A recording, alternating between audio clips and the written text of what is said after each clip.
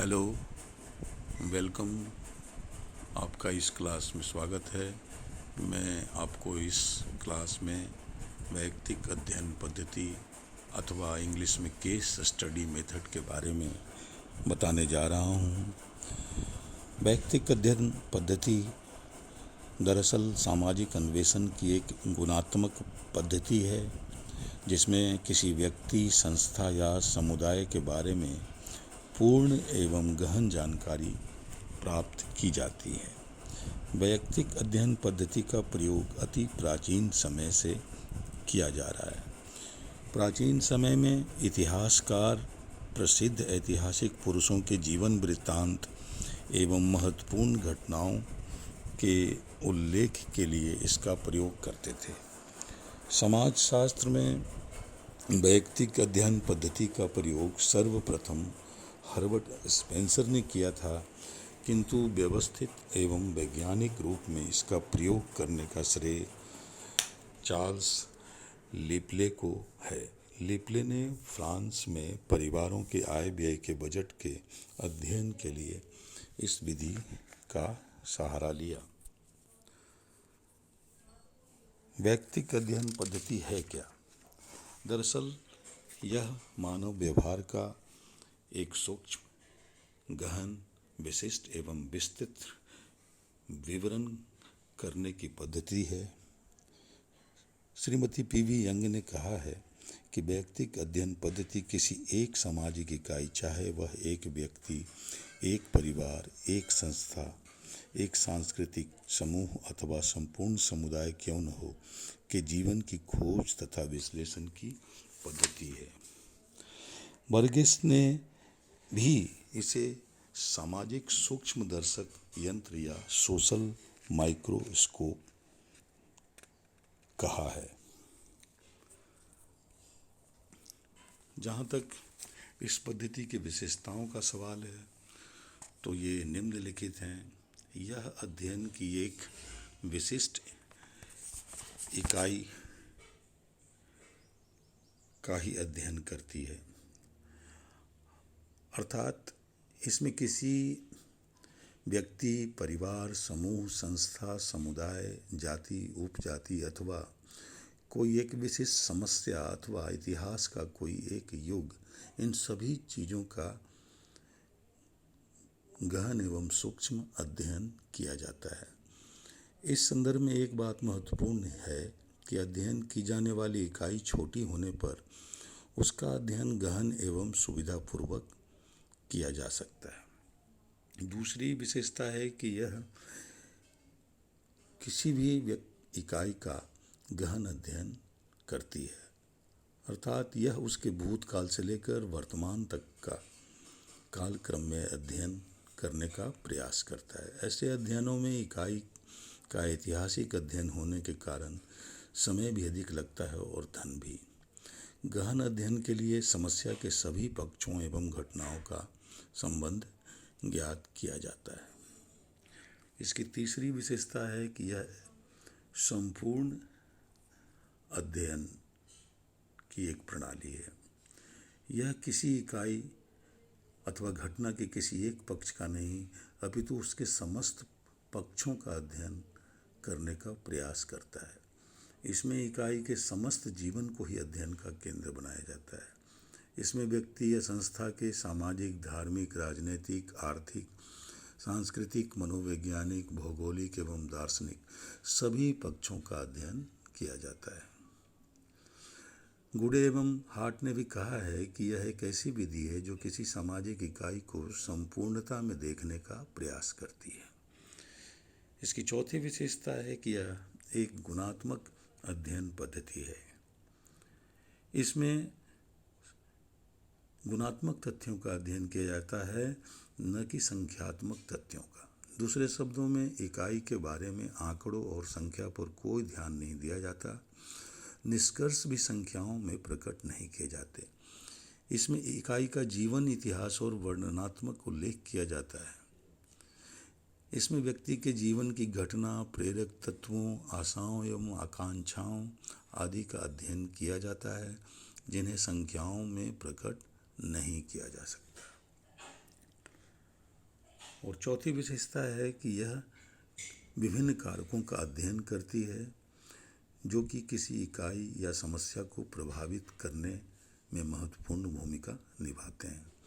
किसी ऐतिहासिक घटना के घटित होने के पीछे कौन कौन से उत्तरदायी कारक रहे हैं, यह उनको जानने का प्रयास करता है। किसी व्यक्ति के जीवन को एक विशिष्ट मोड़ देने में कौन कौन से कारक प्रेरणादायी रहे हैं, यह उनको पता लगाने का प्रयास करता है। इस प्रकार इस विधि की निम्नलिखित विशेषताएं हैं। आगे हम यह देखते हैं कि यह कितने प्रकार के होते हैं। यह 2 प्रकार के होते हैं। पहला है यह व्यक्तिगत अध्ययन हो सकता है, अर्थात इस प्रकार के अध्ययन में एक व्यक्ति के बारे में समस्त सूचनाएं एकत्रित की जाती हैं। इसमें उसके जीवन का प्रारंभ से लेकर अब तक के जीवन के इतिहास का अध्ययन किया जाता है। इस प्रकार के अध्ययन में उन सभी घटनाओं, परिस्थितियों एवं पृष्ठभूमि की जानकारी प्राप्त की जाती है जिन्होंने व्यक्ति के व्यक्तित्व निर्माण में महत्वपूर्ण भूमिका निभाई हो। इस विधि में व्यक्ति के परिवार में उसके सदस्यों, पड़ोस, मित्र मंडली, पत्र, डायरी, आत्मकथा, लेख, संस्मरण, जीवन इतिहास आदि स्रोतों से जानकारी प्राप्त की जाती है। इस प्रकार यह किसी भी व्यक्ति के संपूर्ण सामाजिक जीवन एवं पृष्ठभूमि एवं उसको प्रभावित करने वाले कारकों का अध्ययन करता है एवं निष्कर्ष निकालता है। इसका दूसरा प्रकार है समुदाय का व्यक्तिगत अध्ययन। इसके अंतर्गत किसी समूह, संस्था, जाति या समुदाय का एक इकाई के रूप में अध्ययन किया जाता है। श्रीमती यंग का भी मानना है कि व्यक्तिगत अध्ययन में संपूर्ण समुदाय की खोज की जाती है। इस प्रकार के अध्ययन में बौद्धिक कुशलता, अनुभव एवं सतर्कता की आवश्यकता होती है। अब हम इस विधि में प्रयुक्त होने वाले यंत्र एवं प्रविधियों के बारे में आपको बताएंगे। इसमें जो पहली प्रविधि है वो है डायरी। कई व्यक्तियों को अपने जीवन की दैनिक घटनाओं को डायरी में लिखने की आदत होती है। डायरियों से ही हमें लोगों के जीवन की गोपनीय बातों की जानकारी मिलती है। साथ ही व्यक्ति के जीवन की महत्वपूर्ण घटनाओं का काल क्रम के अनुसार विवेचन प्राप्त होता है। डायरी से हमें प्रमुख घटनाओं का वर्णन, आय व्यय के आंकड़े, महत्वपूर्ण पते एवं विभिन्न विषयों पर व्यक्ति के विचार आदि ज्ञात होते हैं। ये व्यक्ति के व्यक्तिगत अनुभवों को भी प्रकट करते हैं। साथ ही इनसे व्यक्ति के सामाजिक संपर्कों का भी ब्यौरा मिलता है। डायरियों द्वारा हमें जो जानकारी प्राप्त होती है उसे हम साक्षात्कार एवं अन्य विधियों द्वारा भी ज्ञात नहीं कर सकते। इस प्रकार डायरियां व्यक्ति के जीवन के वास्तविक तथ्यों को उजागर करती हैं। इसमें जो दूसरी विधि है या यंत्र है वो पत्र है। पत्रों के माध्यम से भी व्यक्ति अपनी भावनाओं एवं विचारों का आदान प्रदान करते हैं। पत्र कई बार एक व्यक्ति के एक विषय पर उसके दृष्टिकोण का चित्रण भी करते हैं। पत्रों के माध्यम से एक व्यक्ति का दूसरे व्यक्ति के साथ संबंधों का ज्ञान भी होता है। पत्रों के अंतर्गत व्यक्ति के जीवन की अंतरंग सामग्री भी उपलब्ध होती है जो कुछ निश्चित तथ्यों पर प्रकाश डालती है। पत्रों में जीवन की कुछ वास्तविक घटनाएं भी लिखी जाती हैं। उदाहरण के लिए पंडित नेहरू ने श्रीमती इंदिरा गांधी जी को पत्रों के माध्यम से ही भारत और विश्व इतिहास की अनेक घटनाओं का ज्ञान कराया था। ये पत्र पहले पिता के पत्र पुत्री के नाम और बाद में विश्व इतिहास की एक झलक शीर्षक से पुस्तकों के रूप में प्रकाशित किए गए। तीसरा है जीवन इतिहास। व्यक्तिगत अध्ययन में सर्वाधिक महत्वपूर्ण सूचना स्रोत जीवन इतिहास है। इसके अंतर्गत जीवन से संबंधित लिखित तथ्य होते हैं जिनमें घटनाओं की श्रृंखला, उनके समूहों तथा सांस्कृतिक मूल्यों के साथ संबंध ज्ञात होता है। इसमें व्यक्ति स्वयं अपनी भाषा में अपने जीवन की घटनाओं तथा अनुभवों का वर्णन करता है। इसमें जीवन के विकास का ऐतिहासिक वर्णन मिलता है। जीवन इतिहास को परिभाषित करते हुए जॉन मेज ने लिखा है कि जीवन इतिहास का तात्पर्य विस्तृत आत्मकथा से है, परंतु व्यवहारिक अर्थ में इसके अंतर्गत किसी भी जीवनी संबंधी सामग्री को सम्मिलित किया जा सकता है। और जो चौथी विधि है या प्रविधि है वो है प्रलेख। डायरी, पत्र तथा जीवन इतिहास के अतिरिक्त व्यक्तिगत विषयों के अध्ययन में कुछ अन्य स्रोत जैसे व्यक्तिगत प्रलेख आदि का भी प्रयोग किया जाता है। इनमें आत्मकथाएं, स्कूल व कॉलेज के रिकॉर्ड, वंशावली, पुस्तकें, पत्रिकाएं, सरकारी तथा गैर सरकारी विज्ञप्तियां, साहित्यिक सामग्री, भूत एवं वर्तमान से संबंधित अनुसंधान, प्रतिवेदन आदि को सम्मिलित किया जाता है।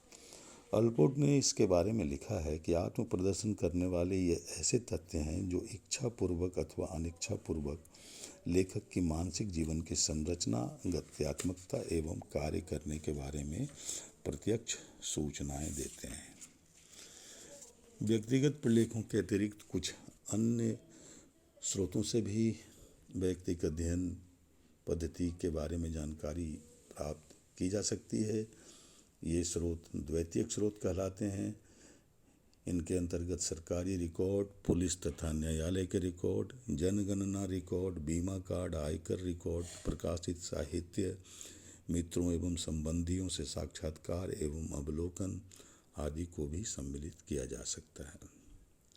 इसके अतिरिक्त संस्मरण केस से संबंधित वंशावली, फोटोग्राफ, एल्बम, नक्शे, चार्ट, प्रमाण पत्र, समाचार पत्रों में छपी खबरें आदि भी व्यक्ति के बारे में महत्वपूर्ण सूचना स्रोत हैं। तो इस प्रकार हमने इस लेक्चर में आपको व्यक्तिगत अध्ययन पद्धति क्या है, इसकी क्या विशेषताएं हैं, यह कितने प्रकार की होती है और इनको इस्तेमाल करने के लिए किन यंत्रों या प्रविधियों का प्रयोग किया जाता है, इनके बारे में आप बताने का प्रयास किया। उम्मीद है कि आपने बहुत हद तक व्यक्तिगत अध्ययन पद्धति को ठीक से समझ लिया होगा। थैंक यू, धन्यवाद।